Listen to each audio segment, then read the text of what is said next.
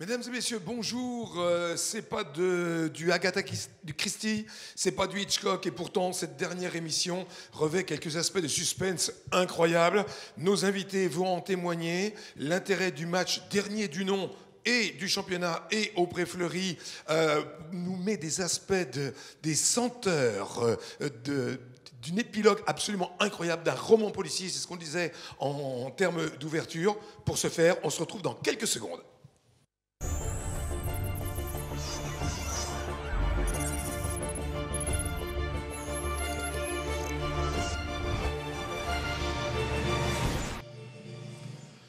Ouais, pour compter cet épilogue, ce suspense, alors vous allez me dire, ceux qui aiment le rugby, que ce soit même en top 14, même sur le championnat d'Angleterre, mais celui qui nous intéresse, la Pro D2 française, eh bien décidément, il y a encore du suspense jusqu'au bout des 80 minutes qui seront lancées à partir de 14h30 sur tous les stades de la Pro D2. Alors pour parler de cet événement, ou de ces événements au pluriel, on a celui qui est arrivé toujours accompagné de son livre jaune du Midi Olympique, Antoine. Antoine, prêt à nous raconter une épilogue incroyable ? Oui, bonjour à tous. Et effectivement, le suspense est entier. Il y a sur ces 8 matchs de la 30e journée, 6 matchs qui relèvent d'un intérêt, soit pour la qualification, soit pour la descente. Donc on va suivre ça avec beaucoup d'attention. Et tout ça est entremêlé. Alors, un qui a connu ces suspens qui est à vos côtés, c'était suspense surtout de la montée. Il a fait partie de cette belle épopée qui voit maintenant Nevers en Pro D2. C'est Régis Sigouard. Régis, bonjour. Bonjour à tous. Alors Régis, maintenant, on a laissé les crampons, on n'a pas laissé les baskets de sport, parce que je sais que tu t'adonnes à des activités physiques de bon niveau maintenant, mais sans ballon. Mais maintenant, tu as en charge, tu n'es pas le seul, mais ce qui va alimenter le terreau du haut niveau, à savoir l'équipe Espoir. Oui, c'est ça, j'entraîne l'équipe Espoir et le centre de formation de Nevers. Et mon rôle, c'est ça, c'est de former les joueurs de demain, les accompagner pour arriver sur le terrain du Pré-Fleury, on espère. Alors, on va parler de l'épilogue à l'issue de ces matchs, comme le disait Antoine. On espère que ce sera quelque chose de positif. Mais au-delà du résultat de l'équipe première, on reviendra ensemble tout à l'heure, Régis, il y a des résultats tangibles qui montrent que le club progresse, que ce soit sur l'opération 14-18, la transition, les espoirs dont vous êtes responsable. On y reviendra tout à l'heure. Un autre témoin habitué, qui a gardé son flegme, même s'il sait qu'il y a beaucoup d'importance dans les futurs résultats. C'est notre journaliste Guillaume Clerc du Journal du Centre, Centre France La Montagne. Alors, effectivement, aujourd'hui, de partout, il y a des gens qui vont regarder sur leur smartphone les résultats à la mi-temps, déjà. Oui, bonjour. C'est sûr que je crois que la 4G va être un petit peu saturée au Pré-Fleury aujourd'hui. Il faut surveiller les autres rencontres puisque Luçon ne maîtrisera pas tout aujourd'hui. Donc il faudra regarder un petit peu ce qui se fait sur tous les terrains. Alors notre invité partenaire, c'est bien que ce soit Monsieur Frédéric Hérault qui soit là aujourd'hui. Pourquoi ? Parce que tout simplement, la carrosserie Hérault, les carrosseries Hérault, notre partenaire master du jour, sont quand même des partenaires d'une grande fidélité. Bonjour, Monsieur Frédéric Hérault. Oui, bonjour. Bonjour à tous. Rappelez-nous depuis quand vous êtes partenaire de Luçon. Vous l'étiez avant que Luçon soit en Pro D2. Donc maintenant, ça fait 5 ans qu'on est partenaire de Luçon.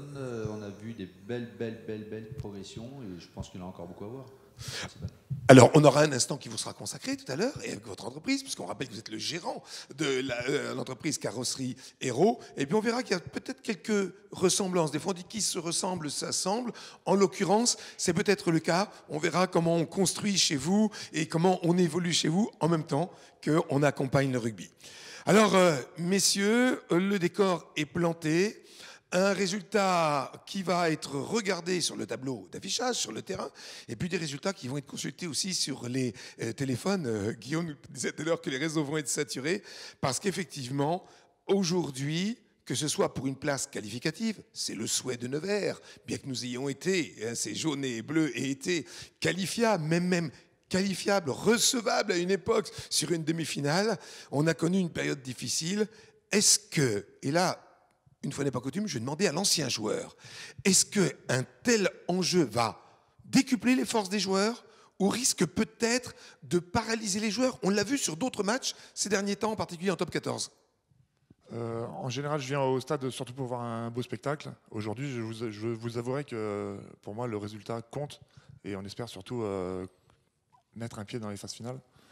Donc en tout cas aujourd'hui, si moi je vois un peu moins de spectacle que d'habitude, ça ne me pose pas de problème tant qu'on se qualifie. Ouais, peu importe le résultat, oui. Si on voit des beaux ballons écartés, des belles relances, Antoine, on va s'en délecter. Mais le but du jeu serait, idéalement, je dis serait, de prendre 5 points aujourd'hui.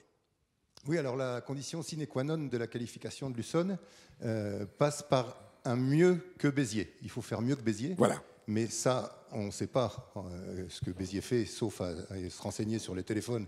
Et si ça sature, on saura. Béziers qui se rend. Béziers qui se rend à Bourg-en-Bresse. Et Bourg-en-Bresse. Bourg-en-Bresse qui peut éventuellement, sauver sa saison, se maintenir. Il faut, pour ce cas particulier, il y a beaucoup de cas particuliers d'égalité, mais il faut que Bourg-en-Bresse gagne avec le bonus offensif, batte Béziers avec bonus offensif. Et qu'Aurillac. Et que dans le même cas, Aurillac, qui vient ici, ne prenne aucun point.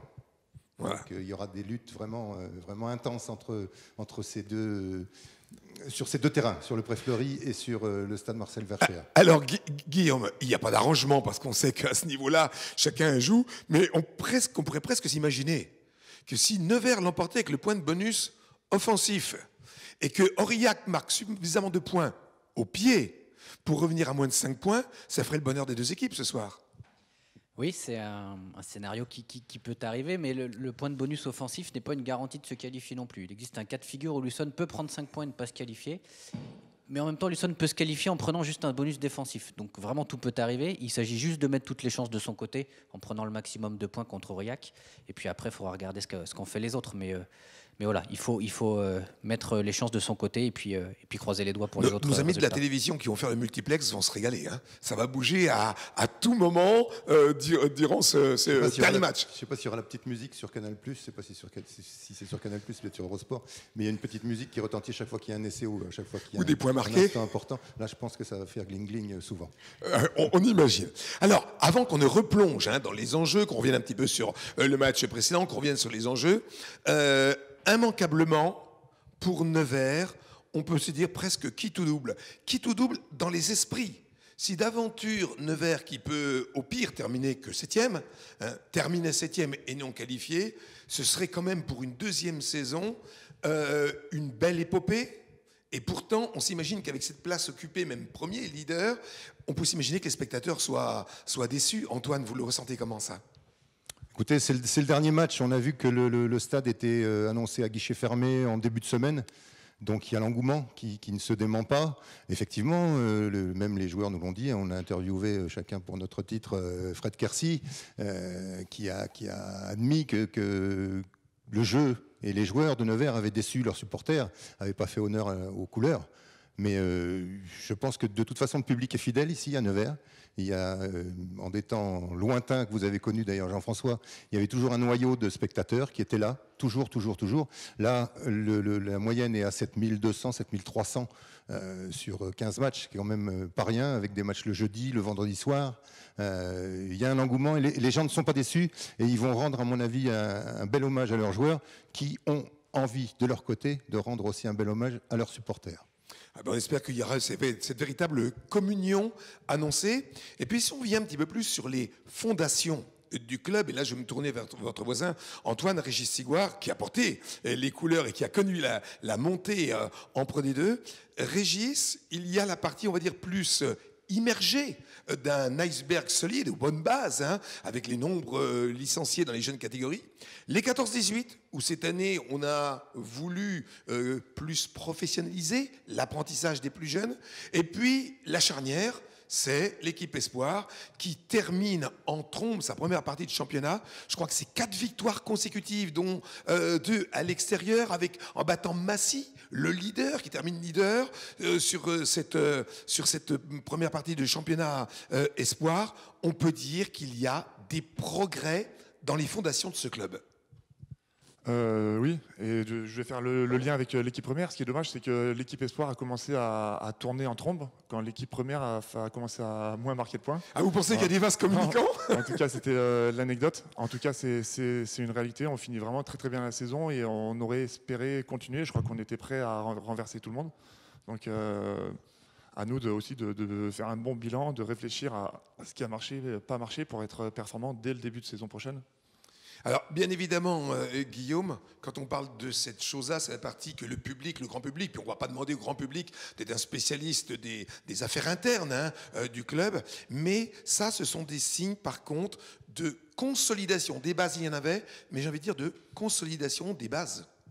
Oui, c'est sûr que ça ne peut pas être qu'une équipe de Pro D2, un club. Et ça, la formation est un chantier qui a été ouvert depuis plusieurs années et qui progresse vraiment vite.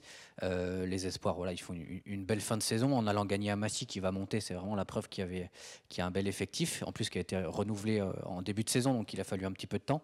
Mais il faut aussi travailler autour de l'équipe de Pro D2. Et puis, je suis sûr que voir Yannick Tarit jouer en Pro D2 cette année, c'est vraiment pour ça que Régis et les autres travaillent au centre de formation. Donc ça commence à vraiment bien marché.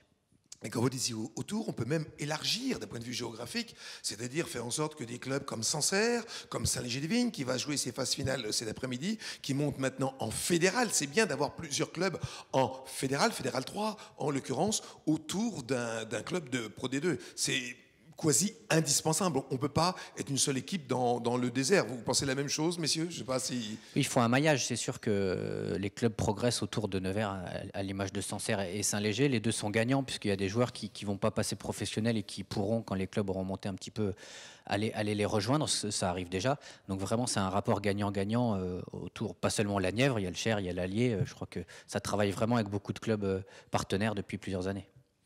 Alors, bien sûr, cette partie ne va pas nous satisfaire ce soir, on ne va pas satisfaire de ça ce soir s'il n'y avait pas la qualification. On viendra tout à l'heure sur les clés du match. Et on a des exemples à la télévision ces derniers temps parce qu'on a pratiquement le même scénario en top 14, avec des gens qui pensaient recevoir des barrages ou des demi-finales. Enfin, pour les demi-finales, c'est direct à la maison, c'est fait. Mais pour les barrages à la maison, rien n'est encore fait. Et puis pour la descente, c'est pareil. On risque même d'avoir, d'ailleurs, entre parenthèses, si les choses voulaient continuer comme ça, la redite du play-down de l'an passé, sauf que c'est Oyonnax qui serait montant et Grenoble qui serait descendant. Alors comme quoi tous ces scénarios, on va les envisager tout à l'heure et on va parler peut-être de la clé du match. Mais avant, je vous propose, puisqu'il a été très sage, très silencieux jusqu'à présent, très patient, monsieur Frédéric Hérault, qu'on fasse le clin d'œil partenaire master et qu'on aille voir déjà ce que notre célèbre Mélanie est allée essayer. Peut-être que c'était un entretien d'embauche, je ne sais pas. En tout cas, on va retrouver maintenant sur... C'était un entretien d'embauche, monsieur Frédéric? Elle n'a pas été qualifiée non plus. Elle n'a pas été qualifiée. Aïe, aïe, aïe. Alors, on va vous laisser le soin de lui dire. Nous, par contre, on va voir son épopée dans vos locaux, dans vos ateliers. Carrosserie Hérault réceptionne des châssis vierges de camions qu'elle personnalise et assemble avec des structures adaptées comme des bennes, des fourgons et des grues.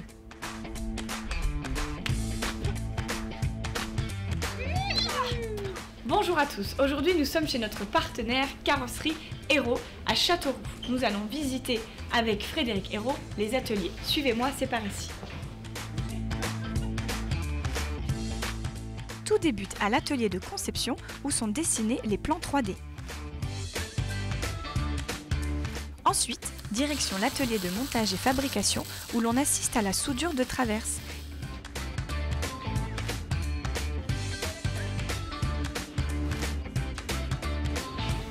Les éléments sont fixés et bridés dessus et dessous.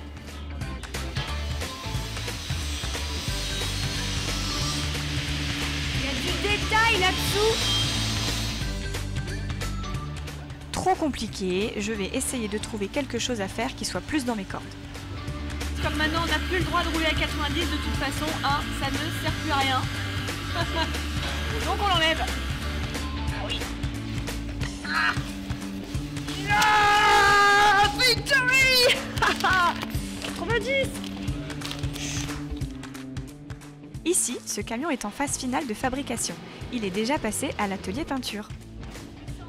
Abracadabra, à la Kazam, je teste mes pouvoirs de télékinésie.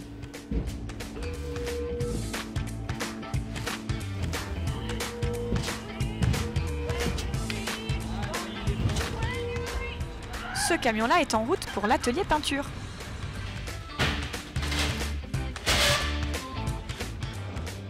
Me voilà à la machine de découpe plasma à commande numérique. Simple à utiliser, difficile à maîtriser. C'est un symbole contemporain qui veut dire en langue mélanienne allez Luçon, on vous aime. Place au challenge. Déplacer un bidon cimenté de plus d'1 tonne à l'aide d'une grue télécommandée.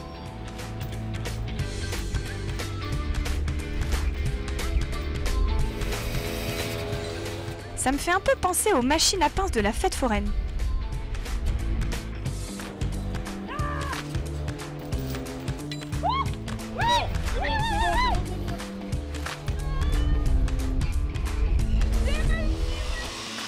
Bon, c'est pas une peluche que j'ai gagnée, mais un tour de manège plutôt atypique. Carrosserie Héros, la carrosserie qu'il te faut. Bon, vous avez vu notre Mélanie, hein, elle n'a pas été reçue dans le cadre d'un travail sollicité chez Monsieur Hérault, mais en tout cas, elle met de l'ambiance. Hein. Oui, un peu de trop même. L'atelier ne travaillait pas beaucoup. Ils s'est bien marré, on a fait voir les vidéos après, ils étaient très contents. Il y avait un retour au calme après. Et on a remarqué hein, son langage. Hein. Elle parlait à la fin, quand le camion était prêt, des phases finales. Ben, nous aussi, on n'a jamais été aussi proche des phases finales. Alors, Monsieur Frédéric Hérault, d'abord, merci, de votre fidélité. Vous nous l'avez rappelé tout à l'heure. Et puis, de votre présence aujourd'hui en tant que partenaire master. Quand je vois les différentes... Vous avez des châssis de camions qui ne sont jamais les mêmes. Vous me dites si je fais une erreur. Hein. Non, et puis, vous avez des demandes qui sont bien souvent différentes également. Ça nécessite une sacrée adaptabilité, ça. Aujourd'hui, c'est comme un club de rugby, il faut s'adapter. Chaque client a une demande différente. Ce qui est oui, chaque logique, équipe est différente. Chaque équipe est différente aussi. Et dans le centre de formation, comme vous parliez vous, nous, on a un axe de développement aussi très important. On fait beaucoup d'apprentissage, beaucoup, puisque c'est l'avenir. L'avenir, c'est pas moi, c'est nos équipes qui vont faire le travail. Et aujourd'hui, c'est ce que vous faites dans votre club.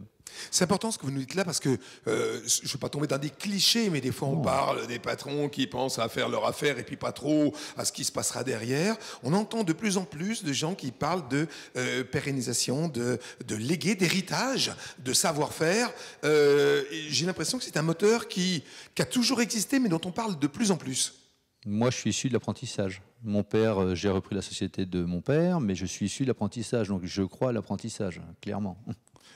Donc il y a peut-être des réformes qui vous conviennent alors par rapport à ce qu'on a entendu du côté éducation nationale, où vous voulez peut-être mettre un petit peu plus tôt. Pas fiscal. Ouais. Fiscal, non. Aujourd'hui, ça nous coûtait beaucoup plus cher de former, mais c'est un autre débat. On n'a pas là pour ça. Oui, c'est un vrai investissement dans tous les sens, humain, mais également financier.